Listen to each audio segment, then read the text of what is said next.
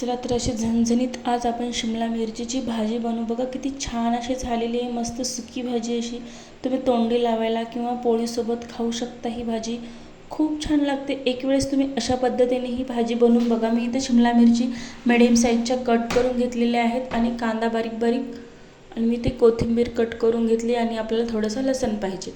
मी ते तेल गरम तापवायला ठेवलं। तेल मस्त आपलं असं गरम झालेलं आहे, त्यामध्ये लालसर होईपर्यंत आपण कांदा परतून घ्यायचा आहे।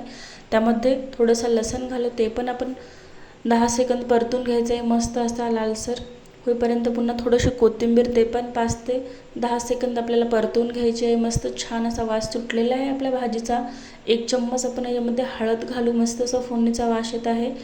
लाल तिखट 1 चम्मच आपल्याला घालायचे आहे। यामध्ये थोडंसं मीठ घालायचे चवीनुसार, आणि याच्यामध्ये आपल्याला ही कट केलेली शिमला मिर्च टाकून द्यायची आहे। तशी परतून घ्यायची आहे। बघा असं मस्त छान असा वास सुटलेला आहे आपल्या भाजीचा।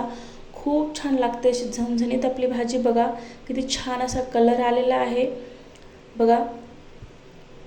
आणि या भाजीला जास्त वेळही लागत नाही, 2 ते 3 मिनिटांमध्ये ही भाजी शिजते। शिमला मिरचीला जास्त वेळही लागत नाही, एका वाफेवरच ही भाजी शिजते। तुम्ही घाई गडबडीमध्ये जर असाल तर अशा पद्धतीने तुम्ही भाजी एक वेळेस करून बघा, खूप छान लागते ही भाजी। थोडीशी मी कोथिंबीर घालते वरतून, आणि शेंगदाण्याचा मस्त असा दाणेदार कूट घालते 1 चम्मच।